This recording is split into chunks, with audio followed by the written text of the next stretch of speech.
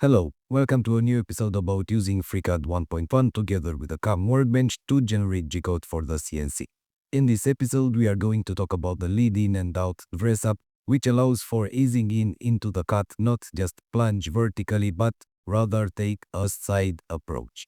We can use the lead in and out Dressup to adjust any operation that has a lateral type of cutting, so the cutter will ease in from the outside of the object. This will result in a better finish, especially in the contact point where the toolpath starts and finishes each layer.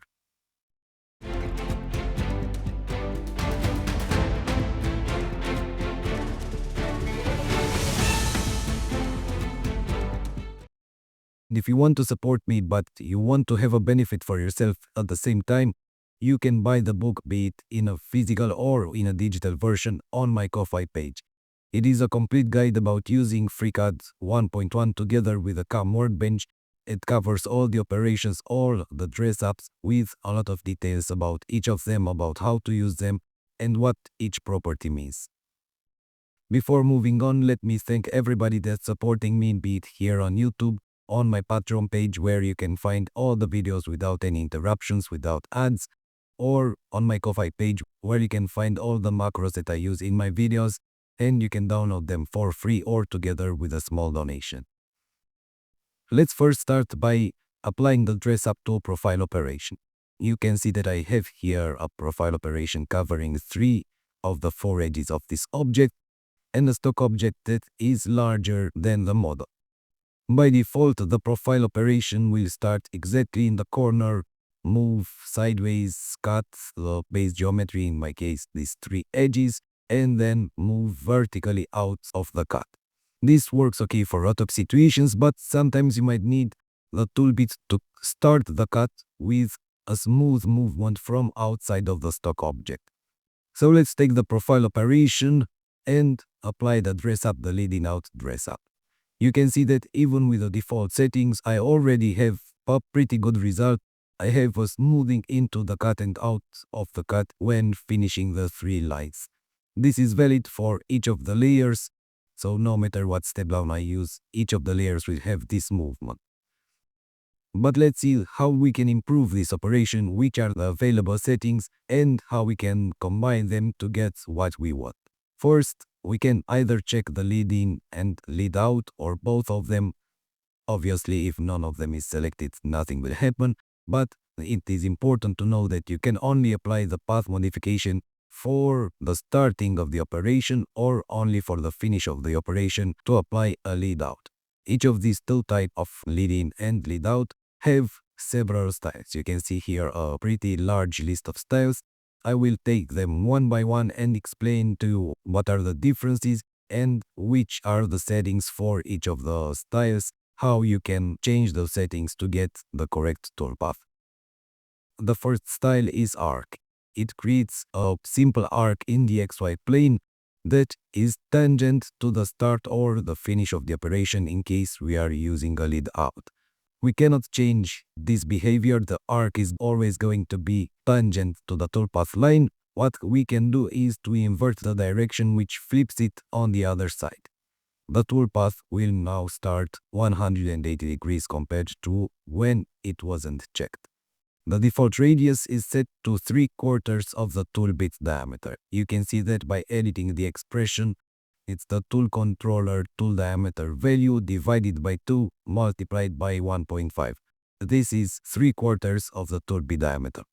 Generally, it should work, but what if I want the toolpath to start outside of the stock? In this situation where the stock is much larger than the model that I'm milling, I will need a much larger radius. So I can click on the reset button in the expression editor and let's set a radius of 24.5 millimeters. You can see now the radius of the arc has increased and now the toolpath will start outside of the stock. The angle is the angle of the arc. A higher angle will make a longer arc. For example, this value of 117 will make a longer arc, while setting a smaller angle value will reduce the dimension of the arc.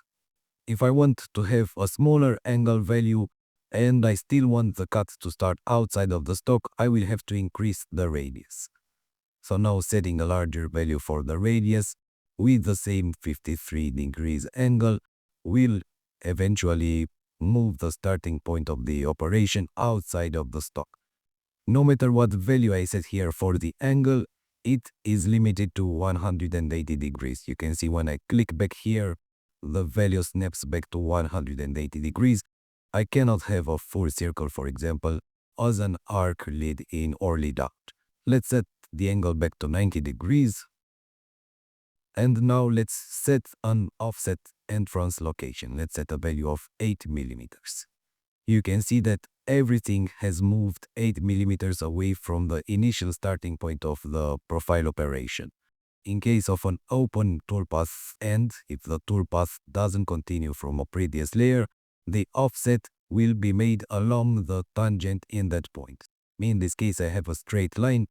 The offset entrance location will be made along that line. I can also use a negative offset entrance location. Let's set it to -17. And you can see now that the toolpath will start along the same toolpath line, but later, let's call it like that, 17 millimeters later than the starting point of the original operation.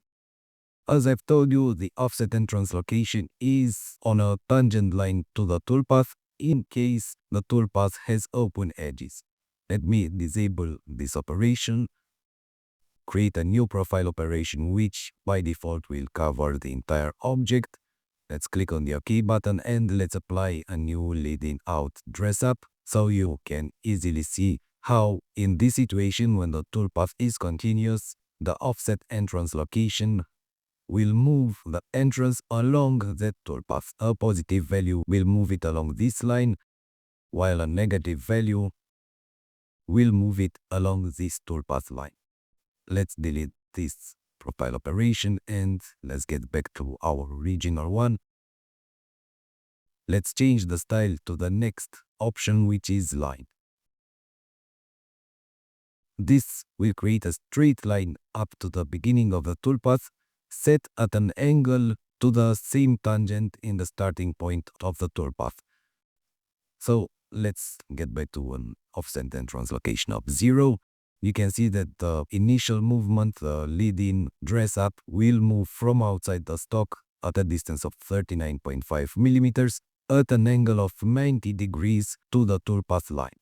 If I change this angle to 0 degrees, the plunging will be done outside of the stock and the movement will be in a straight line along this toolpath. Why am I saying that is not along the line but along the tangent in the starting point? Because if there is an arc at the corner, for example, if it started in this corner, the line, the 0 angles degree would be along the 45 degrees line, which is tangent to these 2 points in this corner. Again, the angle is limited to 180 degrees. No matter what value I enter here, clicking away and clicking back on the angle value will reset it to 180 degrees. Which means it will start along the tangent in the starting point, move back to the starting point, and then continue the cut. Let's set the angle back to 90 degrees. The same applies for the offset entrance location, which works for almost each of the styles. So I'm not going to say it for each of them. A positive value will start earlier, while a negative value will start later into the cut. If the toolpath is continuous, the movement of the entrance location will be along the toolpath. If it's not continuous, it will be along the tangent in the starting point of the toolpath. The perpendicular and the tangent styles are just particular cases of the line style. The perpendicular uses an angle of 90 degrees while tangent uses an angle of 0 degrees. Otherwise, they behave completely the same. The next style, which can be really interesting, is the arc 3D style. Let's set it for the lead-in and click on the apply button. If I set a view from the top, it looks identical to the arc style, but setting a view from the side will allow me to see that it actually lowers into the cut while making the initial arc. Reducing the radius probably should make it easier to be seen. You can see from the top it's the same arc that we get using the arc style, but it also lowers the tool bit for each layer with the corresponding height. Just as for the arc 3D, we have the radius and the angle, which behave exactly the same. The radius increases the radius of the arc, the angle increases the length of the arc. The angle again is limited between 0 and 180 degrees. The arc Z is again similar to the arc and arc 3D, but it only creates the movement in the vertical plane. So a top view will show you that I have the tangent to the toolpath and the arc is created along that line, and it will use the radius to create an arc by lowering the tool bits to the start of the cut. The next style is the helix style. As you can see, by using both lead in and lead out, the helix style is simply identical to the arc 3D. If I uncheck the lead out dress up, you will see what actually the helix should look like. It always starts from the start depth of the operation, and for each layer it lowers more and more into the cut. If you need both a lead in and lead out, but you want to use the helix as the lead in, you can create one lead in out dress up for the beginning helix and then create a second lead in out dress up for the exits out of the cut. Taking a look at the lead out, you can see that it actually lowers the tool bit instead of going upwards. The same values that we have for arcs, the radius and the angle behave exactly the same. And we can also change the direction to invert the direction, which in this case is not a good thing. Let's move to the next style, which is line 3D. This creates a line just as it does for the line toolpath, but it also plunges into the cut on the vertical with the height of each layer. The angle behaves exactly the same as with the line, the length is exactly the same, the offset and translocation is exactly the same, so the only difference is that for each layer, the tool bit will also be lowered on the Z-axis. The line Z will create a vertical plunge into the material at the set angle. The plunge will be aligned with a tangent in the starting point. Let's set the angle to 0 and you can see that it is almost horizontal. It's not completely horizontal, and that is because the angle is actually limited to 1 degree. It cannot be 0. The higher the angle, the steeper the drop will be. We can set a 90-degree angle for a vertical drop, or we can go above 90 up to 180. Let's set it to 125. And you can see that it will start from the other side. So the angle is this measurement here from the horizontal. The no retract style is something that sometimes might be useful, but not for a lot of situations. You can see that this prevents the use of the safe height when starting the cut. If I do the same for the lead out, let's set it to no retract, you can see that now it reaches the end of the cut and the tool bit will move directly to the start of the next layer. If I take a top view, you can see that the tool bit will actually go through the model. So this might be useful in certain situations when we have certain shapes to avoid useless movement, but generally you have to inspect the toolpath really good to avoid the tool bit going through the model. The last style, the vertical style, will make the movement just as with any other initial plunge. We only have the length and the offset and translocation. The length is used in case we use the rapid plunge property. The rapid plunge allows the tool bit to go down into the cut using G0 movements up to the starting point of the lead-in dress-up. In my case, it is 18.5 millimeters, so it will stop the rapid plunge at 18.5 millimeters before starting the cut, and then it will use G1 movements. But the real reason for the vertical style is that I can use the offset and translocation and to actually start the cut somewhere else. Using the vertical with an offset and translocation of 26 in this case, will just start the cut before the actual model, before the actual starting point of the operation. If I combine this with another vertical on the lead out and let's set the same 26 millimeters, you can see the final toolpath will look just as if it is extended at the beginning and at the end. Using a negative value will reduce that offset, will make the toolpath smaller. You can see the toolpath going from the finish point to the starting point at the cut level. It takes this retract threshold, any distance, any G0 movement smaller than the value here will not use the safe height anymore. Instead, it will just go from one point to the other. So let's set the retract threshold back to 0. And now the tool bit will go back to the safe height again.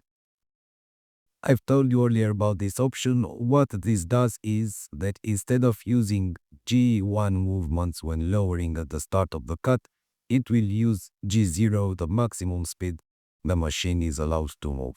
Let's inspect the G-code a little. You can see that it first goes to Z55, which is the safe height, and then uses a G0 command to Z17, the first cut position of our operation.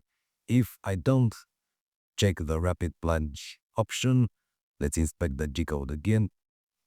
You can see that the movement to Z17 is made using a G1 command. If the operation has a lot of up and down movements, using this option can make things a lot faster. As simple as it seems, the leading out Dressup can be extremely powerful in a lot of situations when plunging into the material, especially harder materials from the top with certain tool bits cannot be done. Having the opportunity to expand almost any type of operation, because it also works on pocket operations, on mill face operations, and almost any other type of operation, is a great thing. It improves a lot the workflow and allows us to do things that would otherwise be almost impossible to do.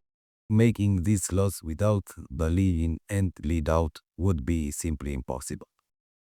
Thank you for watching and see you next time for the next video about using FreeCAD 1.1 together with the CAM workbench to create G-code for your CNC.